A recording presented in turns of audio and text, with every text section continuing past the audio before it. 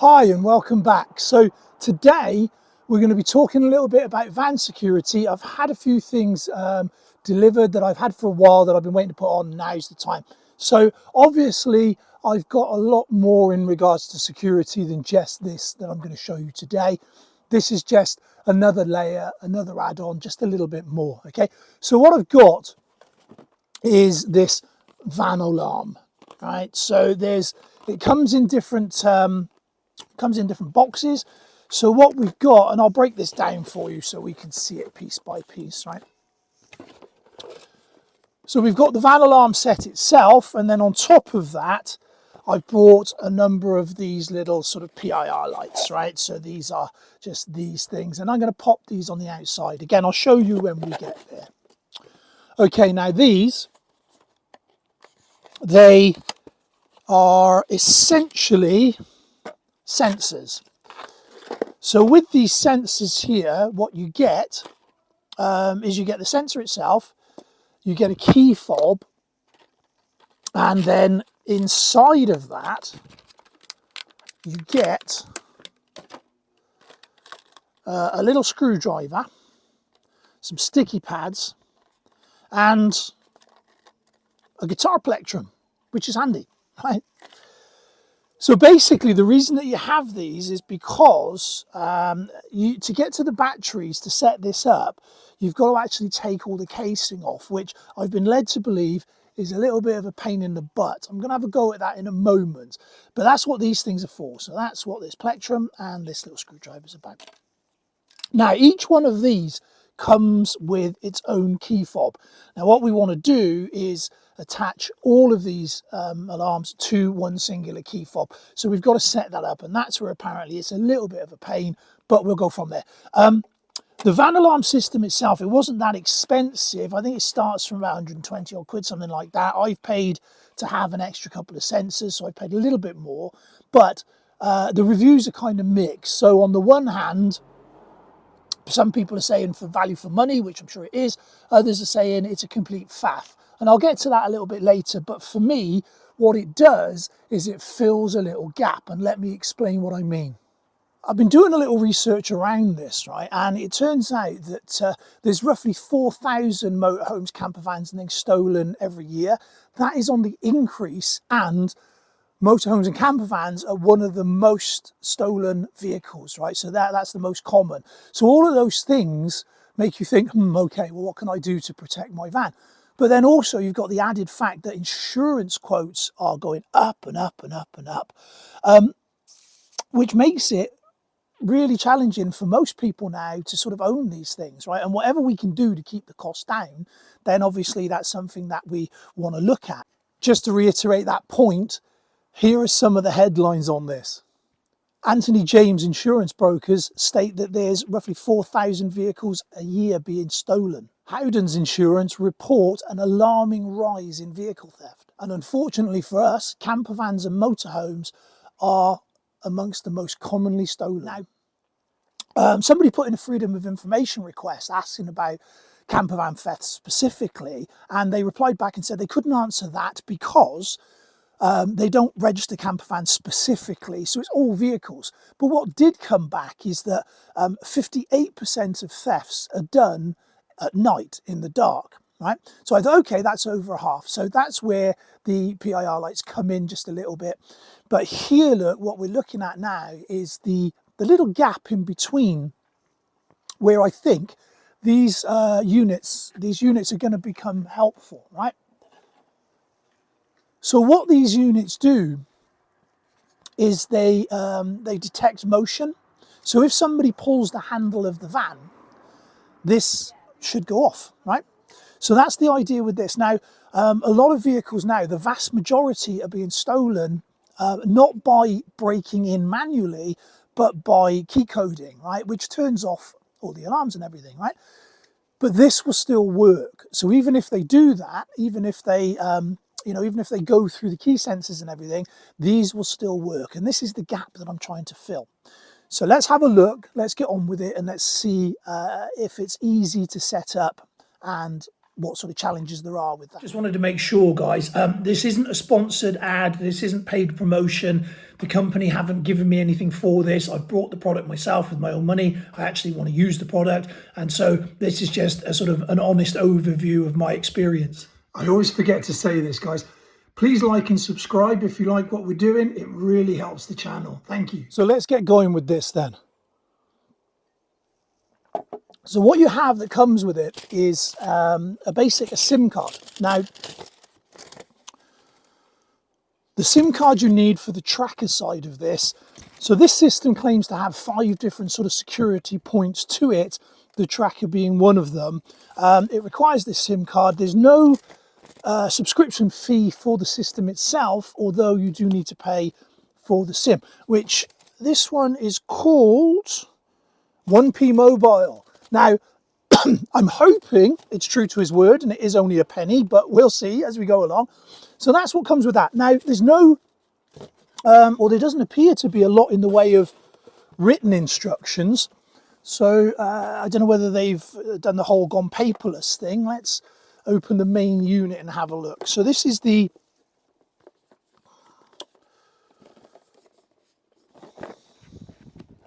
there we are. So this is the main unit itself. Now I think this is this yeah, so the idea with this is that you put this in the van. It needs to be, I think, relatively near a window because this is where the signal comes from. We don't want to block it. Now it's been designed to look like a torch, right?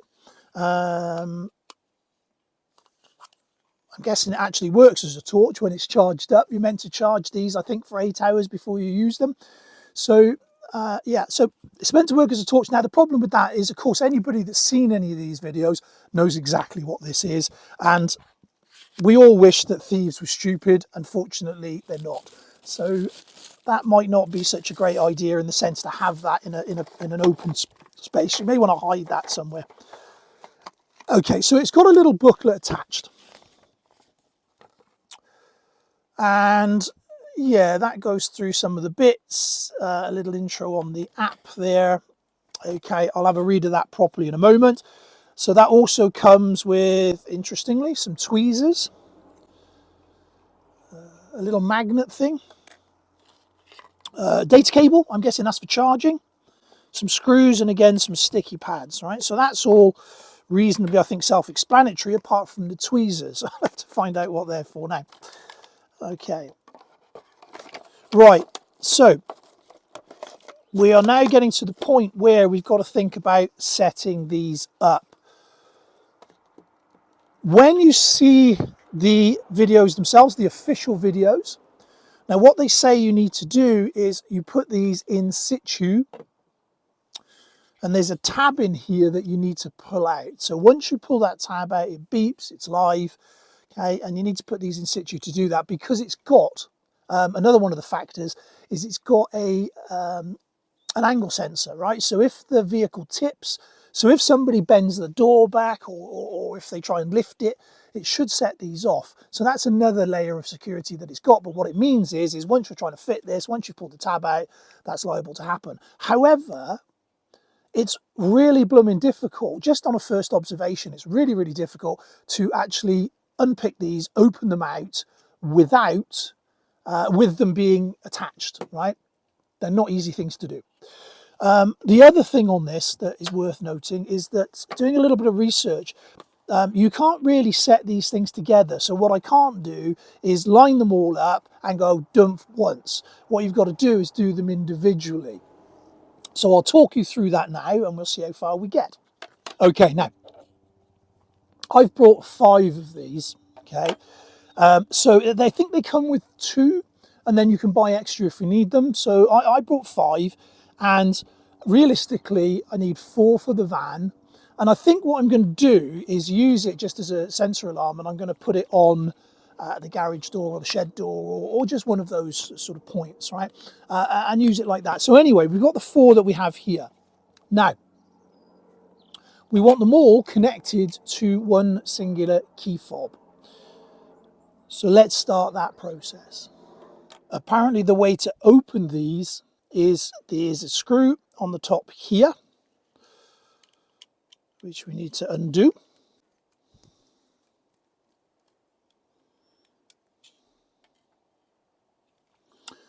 And then what you'll see is that seam. And this is where this comes in. Apparently this now goes into the seam and you use that to crack it open. It turns out that that was a bit of a mission. I've got to do the rest now as well.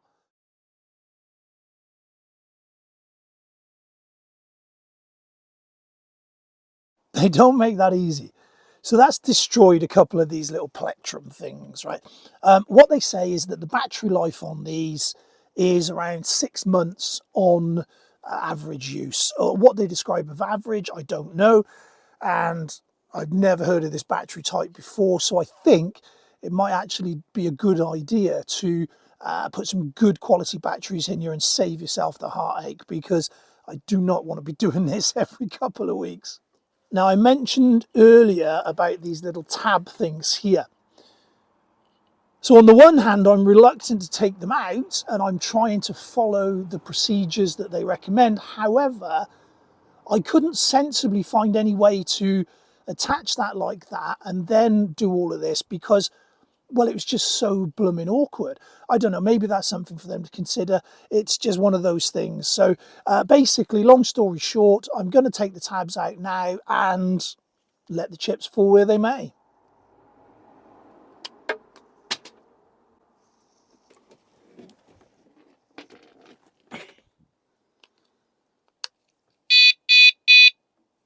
You hear that? That means it's set. Now, from here, apparently what I need to do is press this bottom button, this bell button, I think it is, right? The one at the bottom. So if I hold that,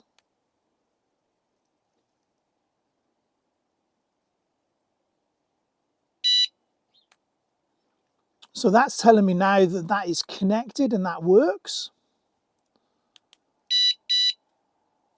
There we go. So that's unit number one. Now this is where it gets interesting, because what they're saying is that I can't do all of them together. So what I now need to do is I need to basically take the battery out of this one so that it can't read it, put that to one side, and then repeat the process with all of the others. So here we go.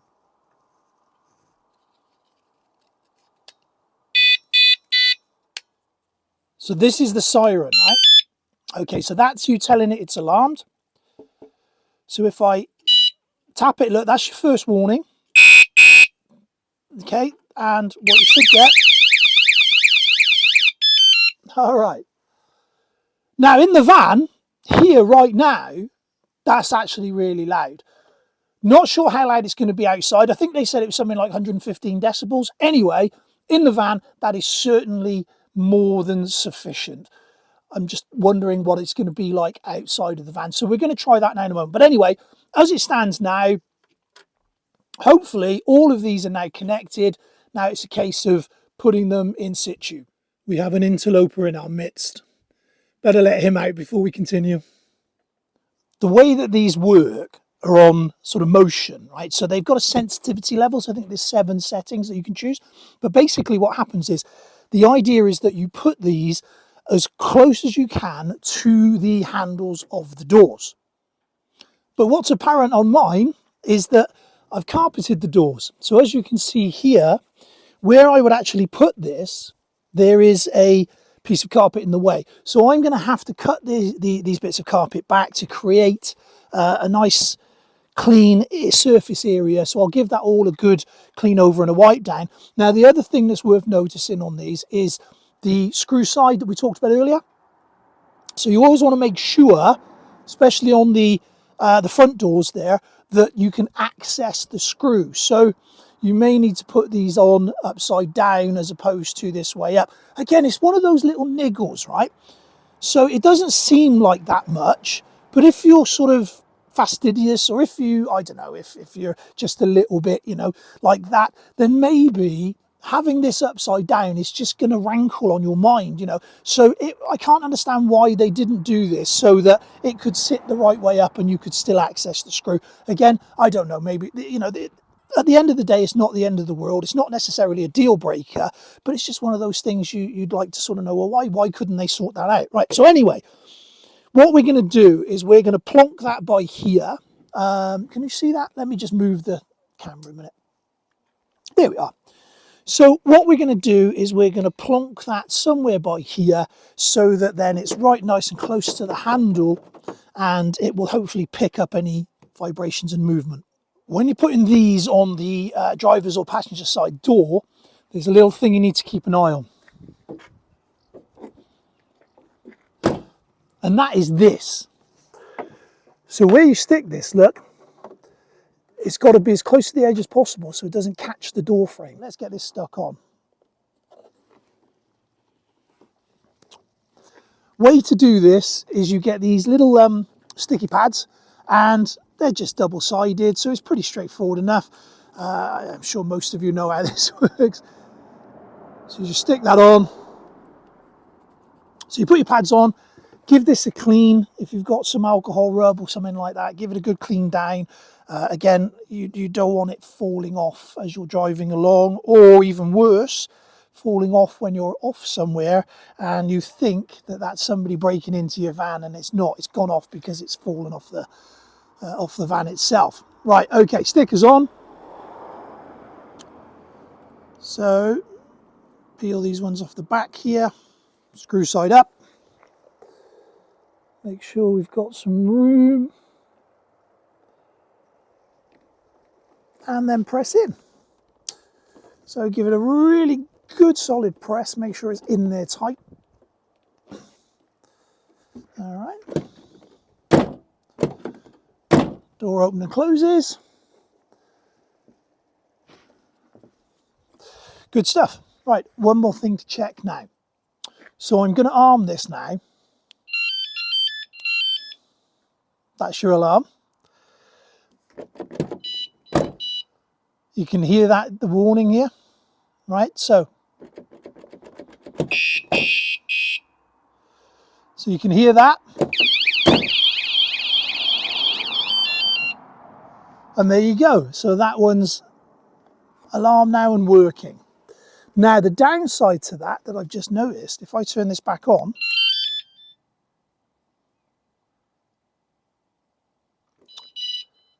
okay, now is that, oh, it does work. There we are. So that's just me rattling the handle. So that's worked well. And there it goes. So that's how effective that is. And the idea is that just fills that little gap in between the ability to have all of the wired in alarms and systems being sort of bypassed by the key fob. And so for now, look, this is it's just another layer, isn't it? Like I said, it's not the only thing by a long stretch, but it just adds that little bit more. And if it's going to discourage somebody from stealing the van, then it's worth the, you know, 150 odd quid, whatever it was that I paid for it. So all the door sensors are now in situ, they're in place, they're stuck down, everything looks fine, I've tested them all.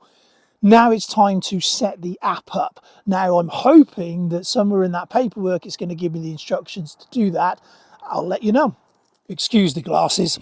I'm of an age now when it just makes life a lot easier for reading small print, that sort of thing. Okay, now, so we're into the trying to set up a sim now, trying to get that sorted out.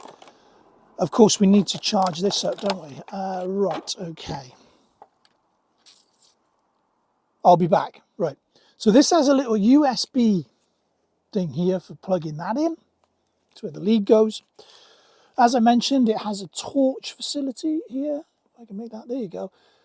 So it's not the best torch in the world, but it's some sort of functionality. As I said, I think they're trying to make out that this, you know, can be disguised as a torch, but let's be honest, guys, that's not going to work, is it really? So in the bottom here, this is where your SIM card goes, the one that they've supplied with you, remember, 1P Mobile. I'm really hoping that it lives up to its name. So let's have a look at the paperwork and let's see what I need to do. So we're about 30 minutes later than when I last saw you. Done the SIM card, got that signed up. That was pretty straightforward. It's all preset.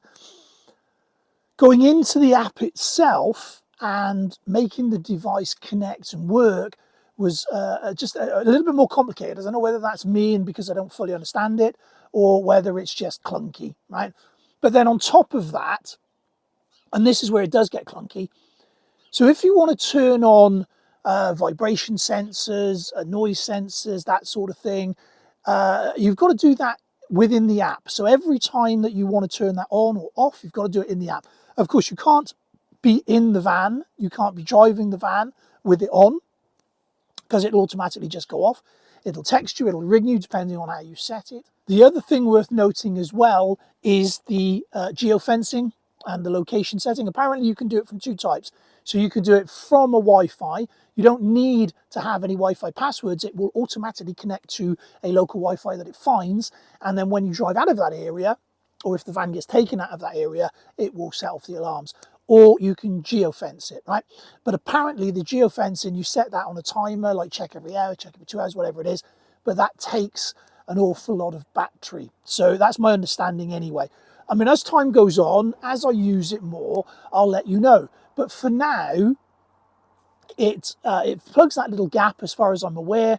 The tracker side of it, again, it's just another helpful thing, isn't it? I've got lots of different ways to find my van. This is just one extra, so that's great. Yeah, the turning it all on and off on the app is a bit of a pain, but then when you look at the price point, you've got to accept that, you know, it's not going to be 100% smooth because, well, you're not paying for that. It's not a wired-in system. Anyway, on to the PIR lights now. I got a couple of these. Now these were, I think they were about £26 in all, but they're battery operated. They're pretty straightforward. Let me see. There you go. They're reasonably bright. And they basically, batteries go in the back there. They connect on like this. They're movable and, you know, they're quite cheap and all that. However, they're meant to screw on the back here. Now, my first thoughts was I'll put these on the roof rack and they can stay put. And then I thought, actually, it makes more sense for what I want to be able to move them as and when, take them on, take them off, put them in different positions. So I thought that's actually going to be more functional for me. So what I've done is I've gone to the dreaded Amazon. Next day delivery. I know we shouldn't, but we do. And I got a set of these magnetic strips. Now this may or may not work. We're about to find out. So the idea is that if I can get into said strips,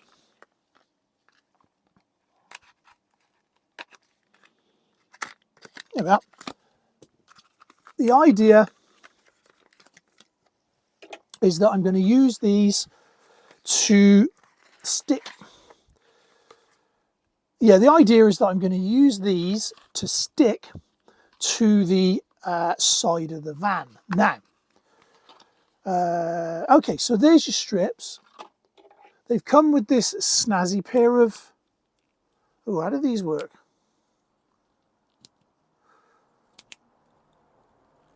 Ooh, there you go, look at that. Little travel scissors, right? And they just fold up like this. You know, I have never seen those before like that. You live and learn. Okay, travel scissors. And the strips themselves. So I brought 6 strips in the hope that that's going to be enough. We shall see. And the idea is to fit the strips to the back of the PIR light here. Moment of truth. So I've stuck some magnets on the back here. And the idea is that whenever I'm out and about, and I'll do this on a step just so it's up on the top bit, as you can see there. But essentially, look, it just plonks on the van like this. And if anybody comes up towards the door, so if anyone comes up towards the door, it turns itself on. There you go. So it's a basic fix. It's a nice simple thing. I can just pop these on and off just like that. So it's just one more little add-on, you know, just something else to make life difficult.